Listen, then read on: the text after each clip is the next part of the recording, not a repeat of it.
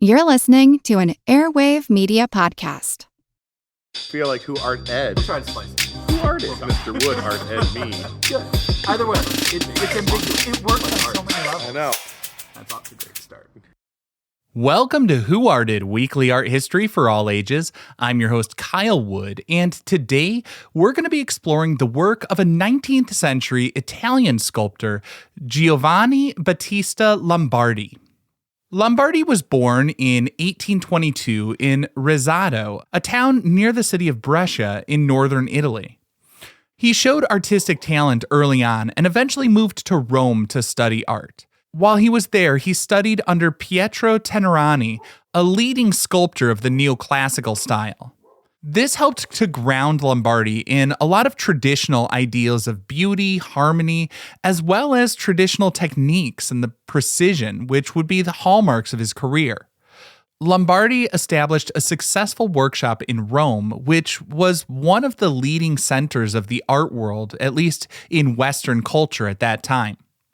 While he created a large range of works, including biblical scenes, allegorical figures, and portraits, he became particularly well-renowned for two things: his moving funerary monuments and his idealized female figures, especially his veiled women. His style blended the cool, refined perfection of neoclassicism and its order and precision, along with the growing trend toward realism, where his subjects had a little bit more lifelike sensitivity and some emotional depth. So here are 5 quick things to know about Giovanni Battista Lombardi.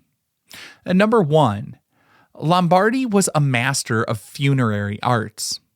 While his veiled women are what often draw modern audiences in, a significant portion of Lombardi's career was dedicated to creating monuments for cemeteries.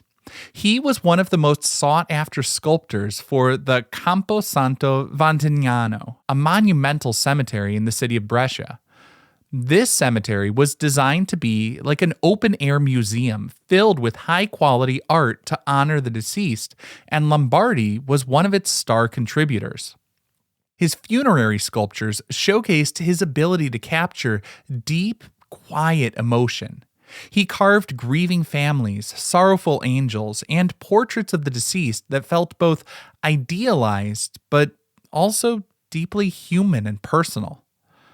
These works combined the formal elegance of neoclassicism with the emotional directness of realism. His work in this area cemented his reputation in Italy as a sculptor of the highest caliber.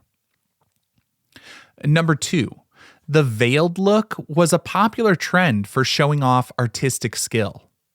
Lombardi was not the first or only sculptor to tackle the challenge of the veiled figure. It was a popular motif in 19th century Italian sculpture. Artists like Raphael Monti and Giuseppe Croft had created famous veiled sculptures before him. The subject was so popular, it became essentially the ultimate test of a sculptor's virtuosity.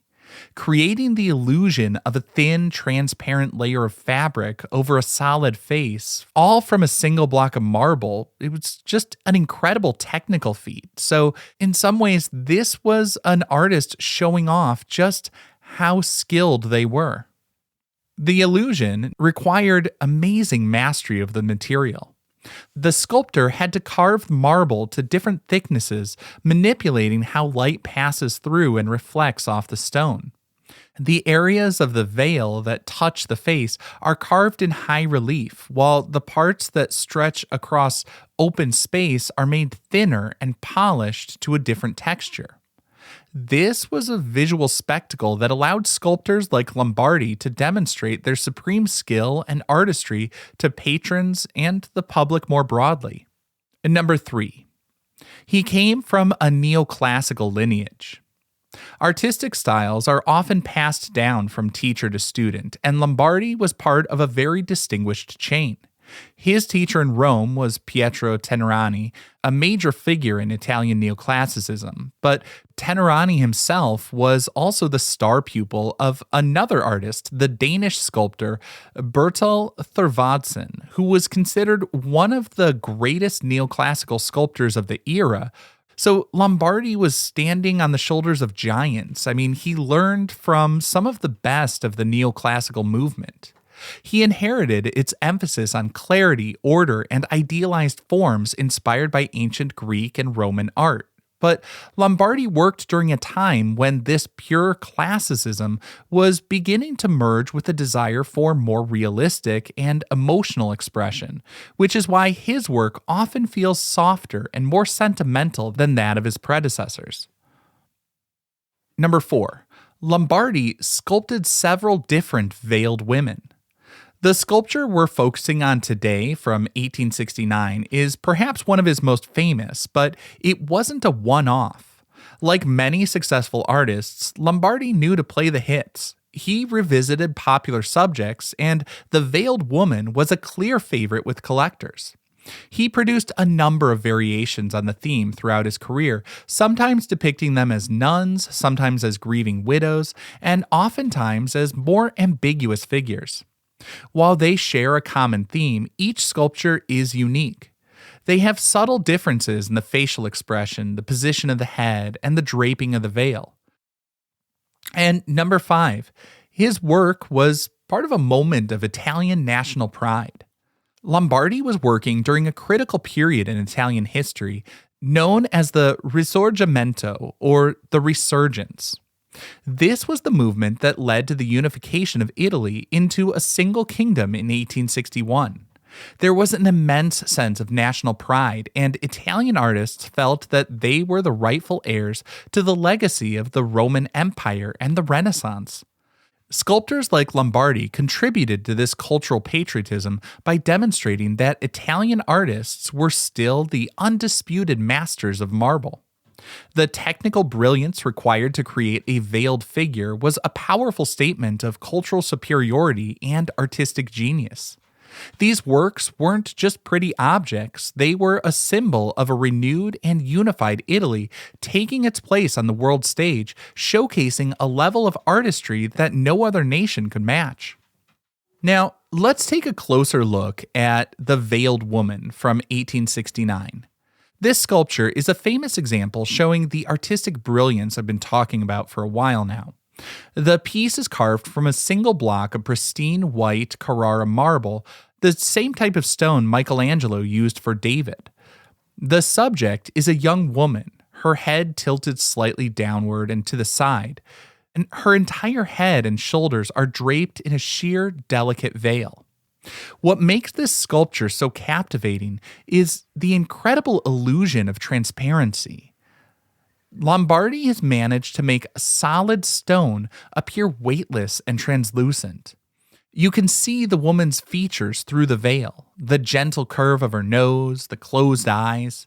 The veil clings to her skin, revealing the form beneath, a technique that makes the marble seem to have two layers, one of soft fabric and one of even softer skin.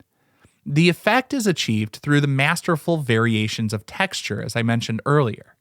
The skin is polished to a soft matte finish, while the veil has a higher polish and different texture. This tricks our eyes into seeing two separate materials. And the emotional tone of the piece is a bit more serene, contemplative. There's a quiet sorrow to her. Her closed eyes and placid expression suggest she's lost in prayer, mourning, or maybe just deep thought. The veil itself carries heavy symbolism. It can represent piety and religious devotion, as in the case of a nun, or it can signify grief and mourning for a widow. For some, it represents modesty and purity. Lombardi leaves the identity of the woman ambiguous, allowing the viewer to bring their own interpretation to the work. This slight mystery adds to the sculpture's enduring appeal. It gets people thinking, wondering, speculating about who this woman is, why she's wearing the veil, what the significance might be. Carving away a block of marble to create a work like this takes a lot of confidence in your skill. Every fold of the drapery, every subtle indentation where the veil touches the face had to be planned and executed perfectly. A single mistake, a single tap of the chisel in the wrong place, could shatter the illusion and ruin the entire block of marble. Giovanni Battista Lombardi's Veiled Woman shows us what art can be at its highest level, transforming a cold block of stone into something that seems soft, delicate, and just breathtakingly beautiful. When you look at it, you can't help but to stop and wonder not only about who this woman was, but who this artist was and how they gained such mastery over the material. To not only carve away at the stone, but to infuse it with this humanity that will live on for centuries to come. This concludes this week's episode of Who Arted, part of the Airwave Media Podcast Network. If you found this tolerable, please leave a rating or review on your favorite podcast app. You can find images of the work being discussed this week and every week on social media at Who Arted Podcast on Twitter, Instagram, and TikTok, and of course on the website whoartedpodcast.com. Podcast done.